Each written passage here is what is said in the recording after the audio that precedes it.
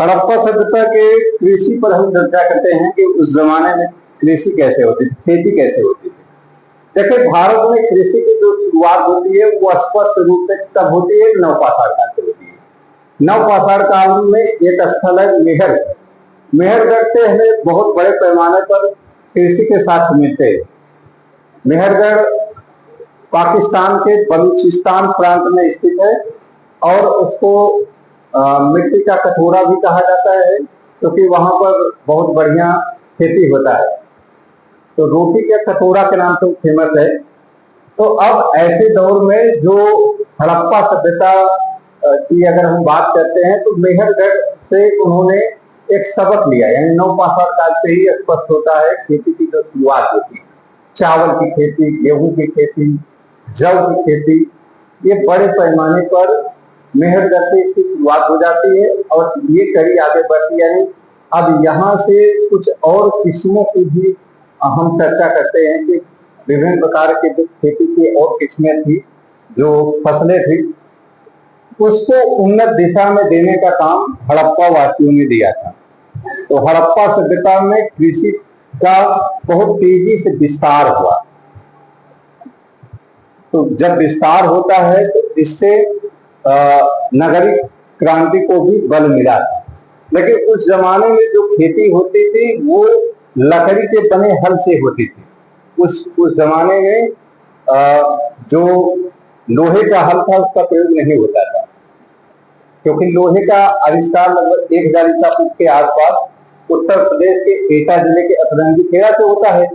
तो अभी कृषि उतनी उन्नत नहीं हुई थी जितनी दूसरी नगरीय क्रांति के दौर में हुई थी। अब यहाँ पर हड़प्पा सभ्यता कृषि की बात करें, देखिए इस सभ्यता के जो लोग थे, इस सभ्यता के जो लोग थे वो गेहूं, राई, जौ, मटर, कपास, तिल आदि की खेती करते थे। ये यहाँ स्पष्ट हो जा रहा है, गेहूं, राई, जौ, मटर, तिल और कपास की खेती करते थे। सबसे पहले कपास पैदा करने का जो श्रेय है वो हड़प्पा वासियों को ही जाता है। हड़प्पा वासी पहले ऐसे हैं जिन्होंने कपास पैदा किया था। इसी नाते यूनानियों ने हड़प्पा सभ्यता को सिंडन के नाम से संबोधित किया है। सिंडन का मतलब क्या होता है? कपास की भूमि, यानी वह भूमि जो कपास से सूचित की गई। तो यूनानियों ने इसे सिंडर नाम दिया था। यानी सिंडर का यूनानी अर्थ क्या होता है? सिंडर का यूनानी अर्थ क्या होता है? सिंडर, सिंडर का मतलब क्या होता है? कपास की भूमि, कपास की भूमि। यानी यहाँ से बहुत तेजी से इसका विकास होता है। कपास से बड़ा फायदा ये हुआ कि रुई बड़े पैमाने पर बनने लगे, इससे सूती वस्त्र भी बहुत तेजी से बनने लगा। तो सूती वस्त्र भी एक प्रमुख उद्योग के केंद्र के तौर पर हड़प्पा सभ्यता में उभरा। तो यह लोग तरबूज, खरबूजा, नारियल, अनार, नींबू, केला जैसे फलों से भी परिचित थे। मैंने आपको बताया था पिछले लेक्चर में हड़प्पा सभ्यता के सामाजिक जीवन में कि हड़प्पा सभ्यता के जो लोग थे वो शाकाहारी भी थे, यानी साग सब्जी का भी इस्तेमाल करते थे। तो ऐसे दौर में ये विभिन्न प्रकार के जो फल है उसका भी इस्तेमाल अपने जीवन में करते थे। ठीक, हड़प्पा वासियों का जो प्रमुख खाद्यान्न था, यानी जो भोजन का मुख्य स्रोत था, गेहूं और जौ था। और हड़प्पा सभ्यता में एक और विशेषता देखने को मिलती है कि गेहूं और जौ की दो किस्में मिलती है। ये बहुत महत्वपूर्ण है। ठीक है, गेहूं और जौ की 2 किस्में मिलती है। किस्में का मतलब है कि और क्वालिटी की, या कह सकते हैं और विभिन्न प्रकार की जो होती है उसको किस्म कहते हैं। जैसे चावल की बहुत किस्में होती है, गेहूं की बहुत होती है। तो उस जमाने में हड़प्पा सभ्यता का समय क्या था कि गेहूं और जौ की किस्में, ठीक है, यानी गेहूं की 2 प्रमुख किस्में तथा जौ की 2 प्रमुख किस्मों का उल्लेख हुआ है। ठीक, कृषि कार्य के लिए पत्थर और कांसे के औजारों का प्रयोग होता था। अभी लोहे का नहीं, मैंने आपको बताया कि लोहे का आविष्कार ही नहीं हुआ था। लोहे का आविष्कार 1000 ईसा पूर्व में हो रहा है, तो इसका मतलब जाहिर सी बात है कि उसका इस्तेमाल नहीं हुआ होगा ना। और हड़प्पा वासी जो थे वो इसको कांस्य युगीन सभ्यता भी कहा जाता है। क्यों कहा जाता है? क्योंकि इन्होंने जो 2 धातुओं थी इसके जो मिश्रण से कांसा बनाया था। तो ये कांस युगीन सभ्यता थी, ठीक है। तो कांस युगीन जो सभ्यता थी, अब कांसे के जो औजार थे इसका एक प्रयोग करते थे, कांसे का औजार के रूप में प्रयोग करते थे। इस सभ्यता के जो लोग थे वो लकड़ी के बने हल का इस्तेमाल करते थे। यहाँ पर हल हो जाए, लकड़ी के बने हल का इस्तेमाल करते थे। तो इससे घाटा भी हुआ होगा कि लकड़ी का बना अगर हल रहा होगा तो जो जुताई होती है वो बहुत गहरी नहीं हुई होगी, जाहिर सी बात है।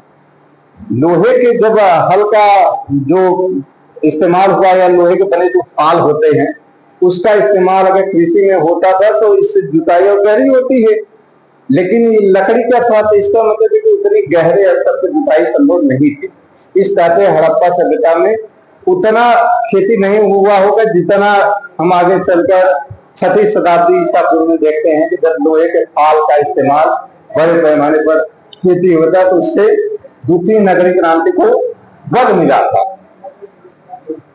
फिर इसके बाद जो यहाँ पर जो लोग थे यानी हड़प्पाई लोगों की बात कर रहे हैं, यहाँ स्पष्ट कर लें तो जो हड़प्पाई लोग थे वो कृषि के उन्नति के साथ साथ पशुपालन का भी यहाँ पर विकास हुआ, ठीक है। उससे पहले यहाँ हम स्पष्ट करें कि भाई हड़प्पा के जो लोग थे वो भी किसी न किसी इंस्पायर तो जरूर रहे होंगे, प्रभावित रहे थे। तो ये मेहरगढ़ से प्रभावित थे। नव पाषाण काल के जो एक प्रमुख स्थल है मेहरगढ़, उससे ये प्रभावित थे क्योंकि गेहूं जौ और कपास का साथ यहाँ मिलता है, बड़े पैमाने पर वहां पर खेती होती, इसी का तो उसको रोटी का कटोरी कहा जाता था ना, कि तो वहां पर बहुत बड़े पैमाने पर खेती हो रही थी। तो यहाँ से ये प्रभावित थे और उनके तौर तरीकों का इस्तेमाल अपने दैनिक जीवन के खेती में करते थे। इसी नाते वो टेक्नोलॉजी और अपडेट होती गई, उसमें और तेजी से विकास होता गया। कृषि कार्यों तथा व्यापार परिवहन में पशुओं की भी महत्वपूर्ण भूमिका होती थी। भाई पशुपालन इनका गौड़ उद्योग तो था, यानी गौड़ व्यवसाय इनका पशुपालन था। अब पशुपालन का कई निमित्त रहा होगा, पशुओं से वो सामान ढोने का काम करते थे, पशुओं से दूध वगैरह भी इनको मिल जाता रहा होगा, साथ ही साथ पशुओं से उनको मांस भी मिल जाता था क्योंकि ये मांसाहारी भी तो थे। तो इससे स्पष्ट होता है कि हड़प्पा सभ्यता के जो लोग थे ये कृषि पे इनका बड़ा जोर था। यानी अगर आप पढ़ते हैं तो हड़प्पा सभ्यता में क्या होता है, गेहूं की खेती आपने जौ कपास ये तमाम खेती देखने को मिली।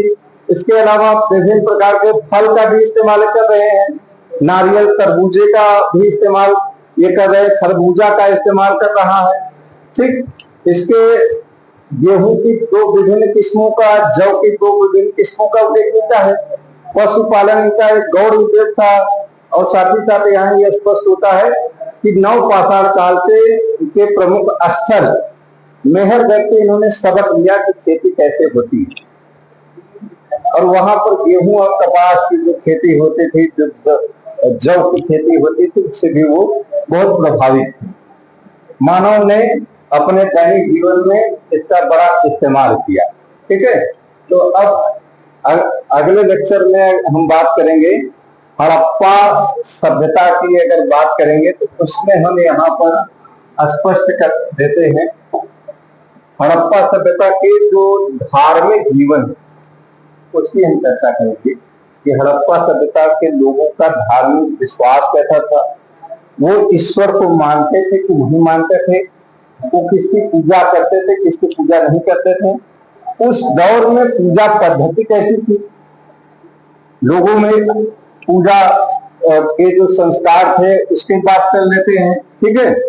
तो अभी तो हमने कृषि की बात कर लिया, इससे पहले के लेक्चर में हमने परिवहन के साधन की भी चर्चा किया था, फिर साथ ही साथ मैंने चर्चा किया था कि हड़प्पा के लोगों का विदेशी व्यापार कैसा होता था। तो नेक्स्ट लेक्चर में उसके धार्मिक पहलुओं की हम चर्चा करेंगे और हमारे इस वीडियो को देखने के बाद सुझाव जरूर दीजिएगा, इसका तहे दिल से स्वागत रहेगा। इसकी कार्ड भी आप ले सकते हैं आराम से, ताकि आपको मैटर बढ़िया से मिल जाएगा। धन्यवाद।